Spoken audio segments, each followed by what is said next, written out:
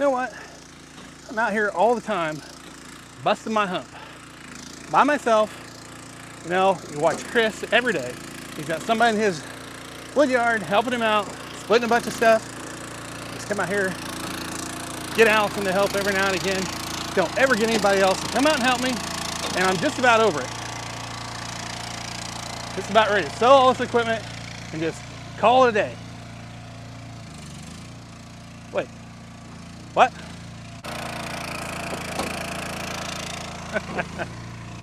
So today, not only do we have an Eastonmade axis, but these guys, the 765 guys, yeah, that's us, brought over a 1222. There's gonna be a lot of satire in this video, I have a feeling. That is a machine. I've never run one of these. I've never laid my hands on it. A lot of guys around have got them on YouTube. But man, I'm excited to run this. I actually had one of these ordered before I got the axis. So this is a whole new day for you. You're getting Husqvarna saws to run and 1222. Yeah, man, you guys might be my new best friends. You gonna be able to sleep tonight? I don't know. I could hardly sleep last night. Oh, yeah, We just bucked up a fair amount of ash here.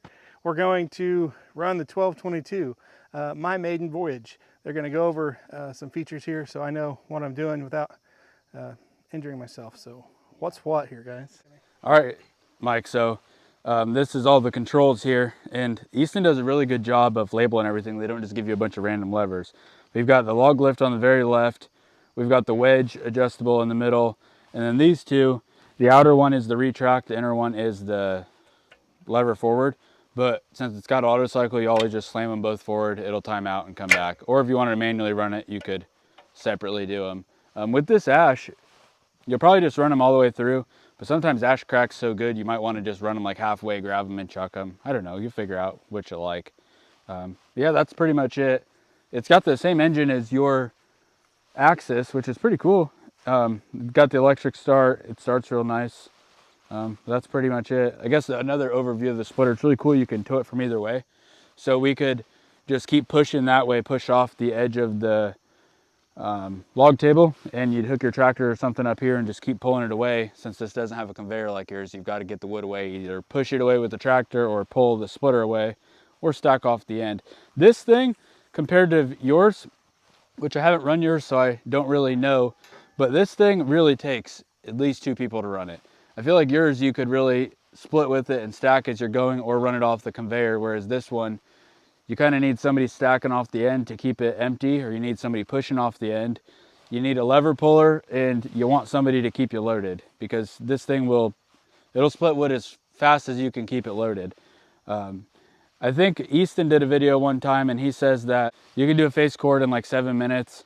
I know me and Quentin, we've had 3 people running this before, and I don't know, we split with it 2 hours and we had a ginormous pile. So I think he's accurate. If you're running perfect 6-way wood where you don't really have to resplit much, but you're getting 6 pieces out of every push through every cycle, it'll definitely do probably 8 to 9 face cords an hour. It's quick. So what is the cycle time on that? This one is 5 seconds. I think he says it's 4.9. That's his spec, but it's probably 5 seconds. The coolest part about this is the auto cycle, how it'll just return to where if you're running it by yourself or you're running it with 2 people, I can run it from this side. You can run it from either side. I really like that too. But I can run it from this side and keep it full, put it in auto cycle, it shoves through. I can grab another log and just keep going. I think that's a really good feature. That way you can be more efficient with less people. So yeah, Mike, I can't wait for you to try it. Let's get to it.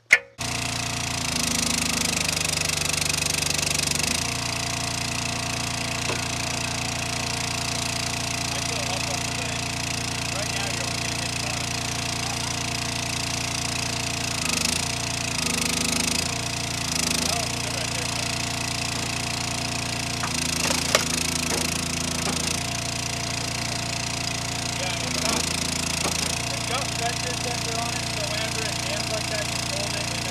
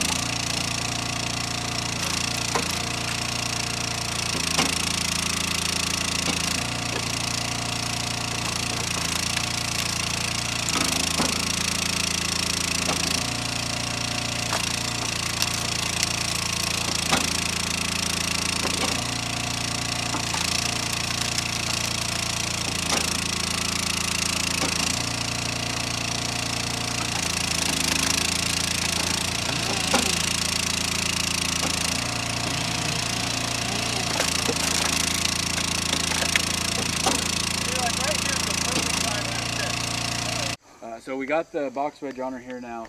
We ran a few pieces through. It does make really nice small pieces, and then it pulls it over the top. So we explained how it works before, I think, Mike, right? What we were going to do with it. But I love it. I would never take this thing off. These guys have different opinions, but I think everybody's going to have a different opinion. But it depends on what you're producing, right? And it would take a little bit of time to get used to it, I think. Yeah. Well, we don't really get a whole lot of this big wood, so that's why I don't really have a sweet spot for it yet. But if you're using only this big wood, yeah, it's definitely the cat's meow, because it's so much better than taking the pieces back if they're all huge wood. You know what I mean? So yeah, You see that piece you got off there? It definitely has its benefit. Yeah, it's kind of a side piece, but Pulling out. This is like your perfect split right here. Yeah, this is good stuff. That's a little bigger than I would split for bundle grade, but Which we not could really. Also, like we could adjust the wedge lower so it's still that wide, but it's thinner. Yeah, so you could really make some primo stuff with this. It definitely takes some getting used to. Yeah. But I guess if you're just more of a conventionalist person, where you're not, this is kind of not a new thing, but it's definitely not the 1980s. No, it's not your grandpa's wood splitter. Exactly, that's what I'm looking for. I think if I was going to buy one of these and just run box wedge, I probably would buy the 2228, more power. Yeah, I think he's right. Because this Absolutely. thing's kind of it's on the edge of, sometimes it really likes pushing through, and sometimes it's really working the machine hard. And yeah, I mean, it'll do it, but if you're buying something for the sole purpose, get more power, because you're going to need it. Yep. Get the 1222 or the 24D. If You're not going to go cut 24-inch rounds all day and buy a MS 170. You know. True. You know what True. I mean? Yeah. That is true. So. But it makes nice work, especially when you have all those big rounds. You're using the log lift, you're using the box wedge. It takes hard work and makes it a lot easier. Let's make a few pieces. Yeah, let's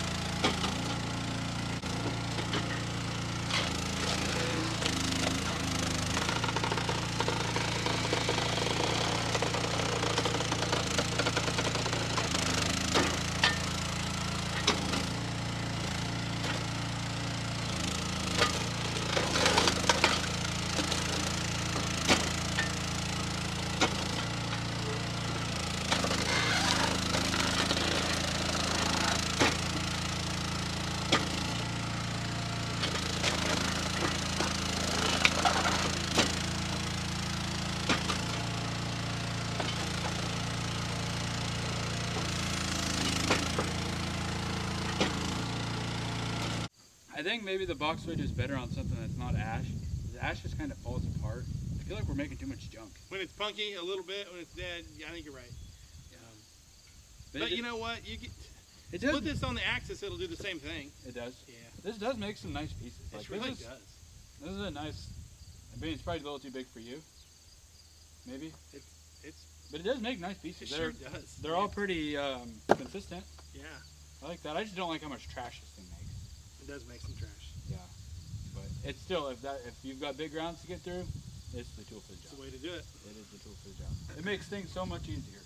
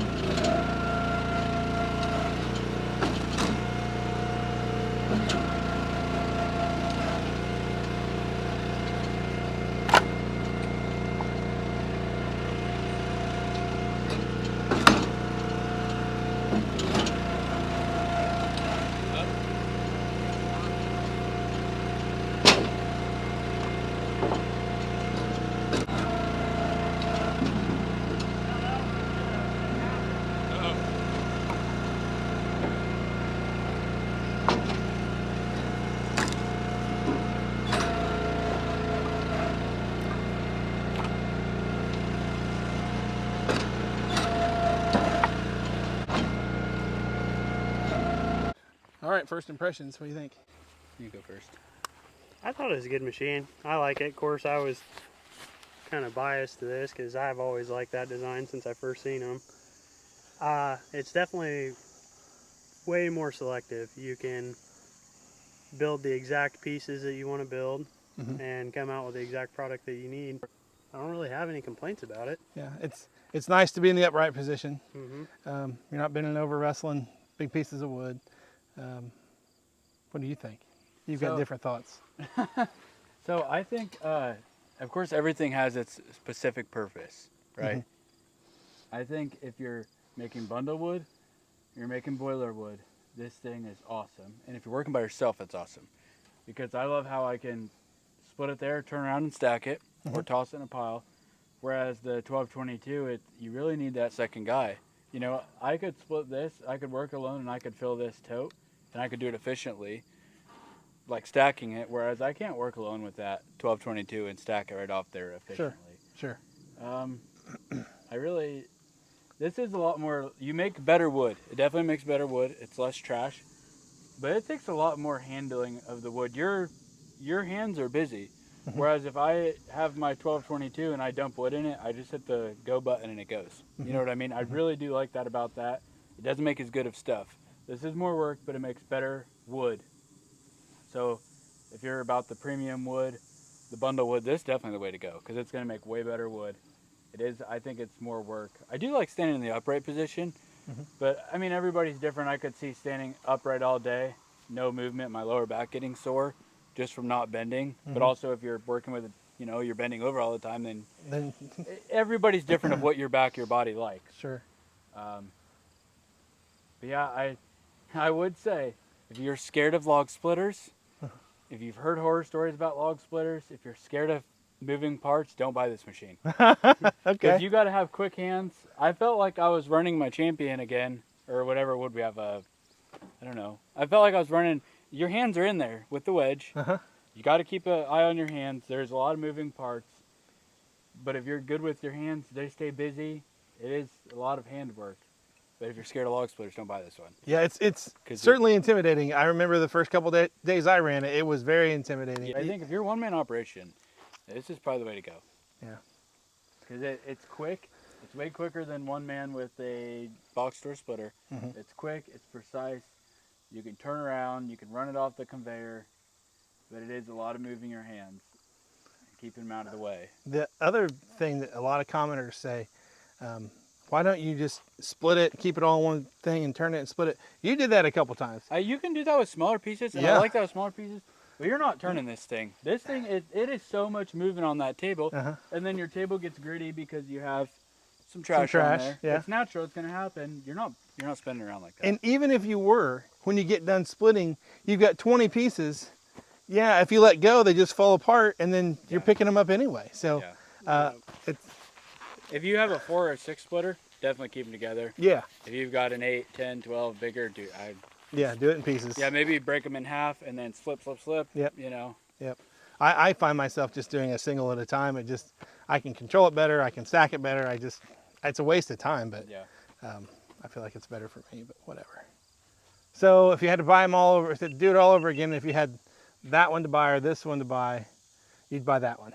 You'd buy Just yours. because of the way I'm using it, I Yeah. would definitely buy that one. Yeah. This one, I don't do bundles. You do bundles. This is the perfect bundle, and you have a boiler. Perfect bundle and boiler working solo. I sell bulk firewood. I just want to make as much firewood as I can. And your quality is 100%. Mine's probably 75, 80. You definitely make better wood than I do. You know, that thing is Well, because not... you can be selective. Yeah. Yeah, I'm. That thing does not make as good of wood as this does, but I fully believe it's gonna make way more wood in an hour. Yeah. So if you think this is if this is ranked at 100% quality versus 75, yours is ranked at 100% speed, and this is at 60%. Yeah. You know, you're making much more. Yeah. Per, So I think the person that is gonna buy this machine, the person is Mike. This is the perfect machine for Mike, Yeah. with his bundles and his boilers, and he gets a lot of tree service wood. If you're gonna do a lot of tree service wood, this is probably the way to go. You can slice right through what you're doing. My machine, not tree service wood. Yeah. That thing wants good straight wood, and it'll push through crotches and stuff because it does have a lot of power. It's a 22-ton ram, but I could just see with the crotches, nasty twists. This one's the way to go. So, this machine just fits you perfect. yeah, I think so. You get the wood that it likes. Yeah. You produce the wood that it's good at, and you're a one-man show. It is perfect for you. You got quality and you got quantity. Yeah. For sure. And it's 2 different markets. He's in the bundle market, and we're in bulk firewood. And Both great machines, though. Yes. My gosh. Both great machines. Yeah. And I guess maybe my thoughts on this are, it's too short-term too, kind of like our sauce. Whenever I'm on this, it just doesn't, it's not like natural to me of handling all this wood so much. I'm used to just dropping it in the cylinder and, Gotcha. you know what I mean? Yeah. So this is a big change up. But if I was in your market, this would be the tool to have.